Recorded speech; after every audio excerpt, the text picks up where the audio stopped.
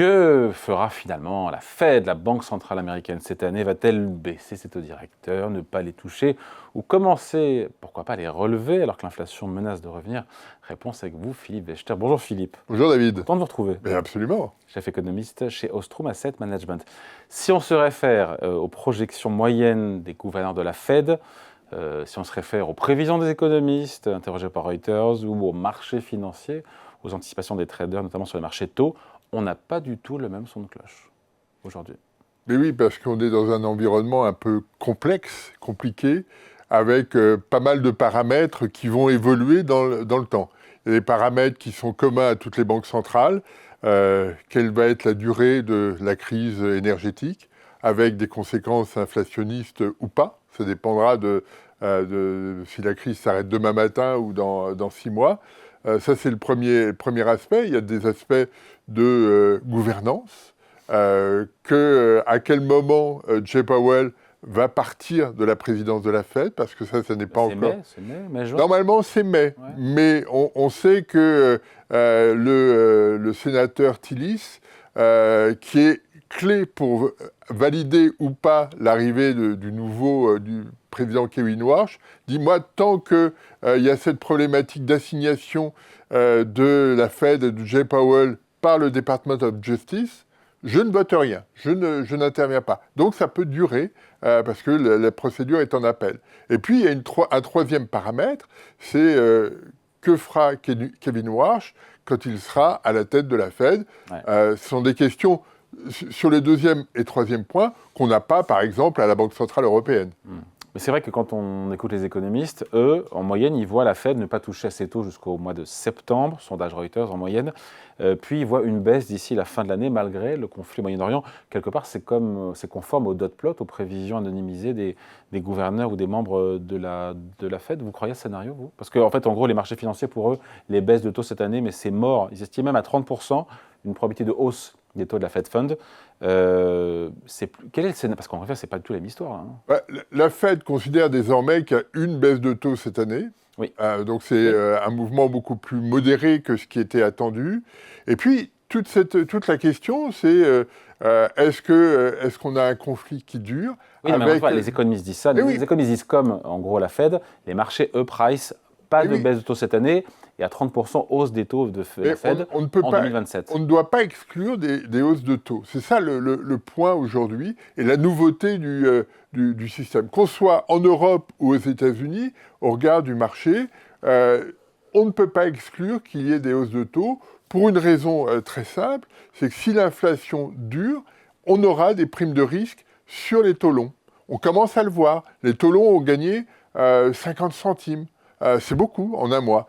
Et donc, si les banques centrales... Pour revenir à des niveaux qu'on a vus, ce n'est pas des niveaux délirants. On est à 4% sur le taux 10 ans français, quand même.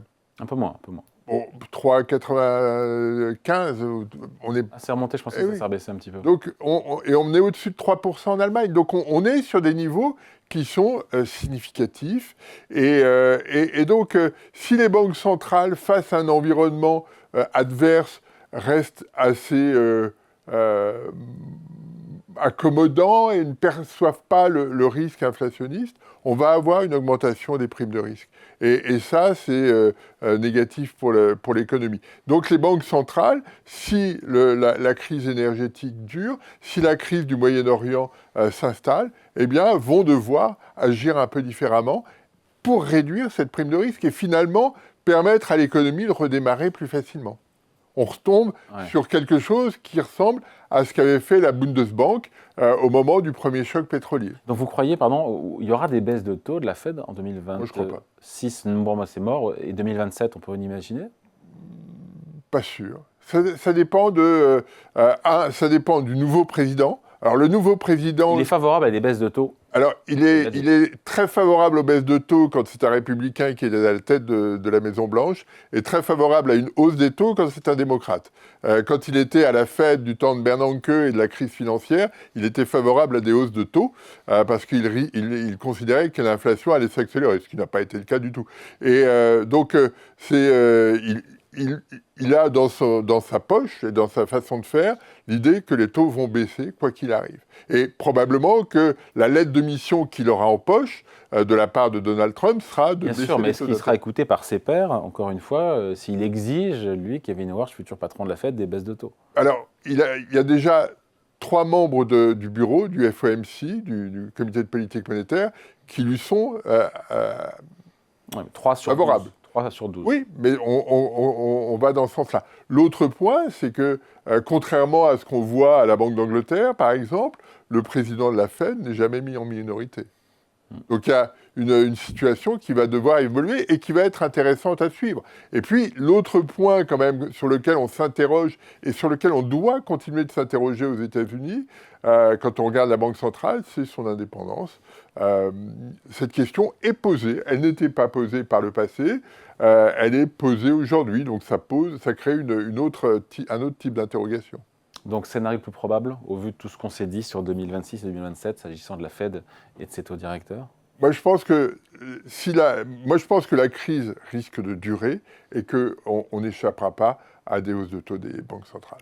Les marchés actions vont le supporter? Ben, les marchés actions ont commencé à s'ajuster, Oui. modérément, mais ils ont commencé à s'ajuster. Les taux longs ont commencé à s'ajuster.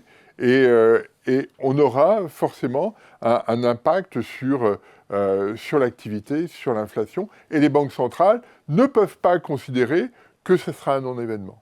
On ne peut pas imaginer que les banques centrales disent finalement, on a un choc énergétique qui va être durable parce qu'il y a des installations qui ont été détruites et donc ça va prendre du temps. Les chocs énergétiques ont toujours des effets négatifs sur l'activité et donc la hiérarchie va être intéressante, mais très clairement, les banques centrales doivent gérer l'inflation et la Fed comme les autres. Allez, merci beaucoup. Explication signée Philippe Wechter, chef économiste chez Ostrom Asset Management. Merci. Merci à vous.